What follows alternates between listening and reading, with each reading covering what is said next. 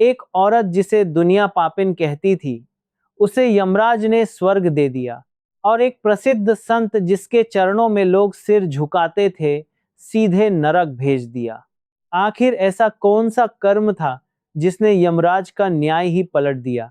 प्राचीन काल में दक्षिण दिशा की सीमा पर सुवर्णगिरी नामक एक समृद्ध राज्य था, जहां राजा हरिदत्त शासन करते थे, और लोग उन्हें धर्मात्मा कहते थे क्योंकि वे मंदिर बनवाते, यज्ञ कराते और बड़े बड़े दान देते थे।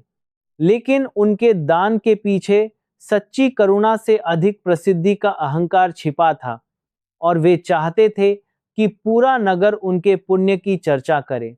यह सब स्वर्गलोक से देखकर देवराज इंद्र को चिंता हुई, और उन्होंने यमराज से कहा कि धरती पर लोग धर्म को दिखावे में बदल रहे हैं।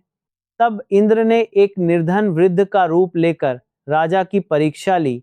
राजा ने उसे तुरंत दान दिया और दरबार में वाहवाही लूटी, पर दान का प्रचार करवाना नहीं भूले, जिससे स्पष्ट हो गया कि उनका धर्म बाहरी था।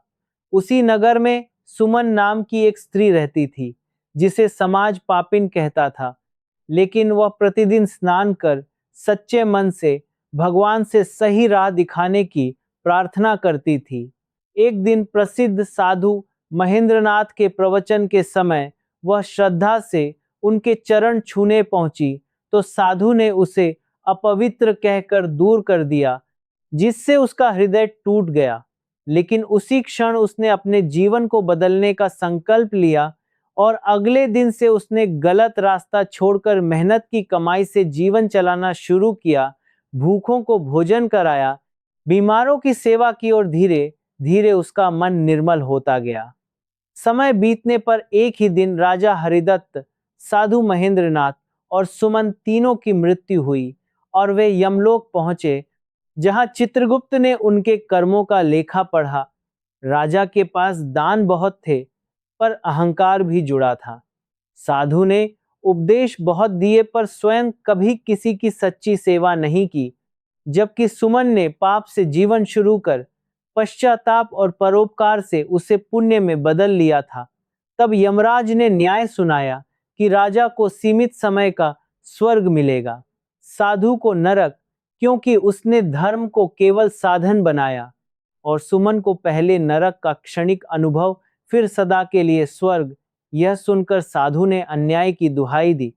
तो यमराज ने कहा कि धर्म केवल वाणी से नहीं, बल्कि आचरण से सिद्ध होता है, और पाप से लौटना ही सबसे बड़ा पुण्य है।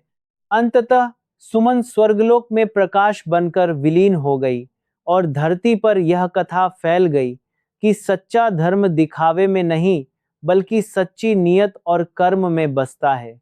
अगर आपको ये पौराणिक कथा पसंद आई और आप ऐसी और भी अद्भुत कथाएं सुनना चाहते हैं, तो व्योम पौराणिक कथा संसार को अभी सब्सक्राइब करें। बेल आइकॉन को दबाना न भूलें, ताकि आप हर नई कथा से जुटे रह सकें। धन्यवाद।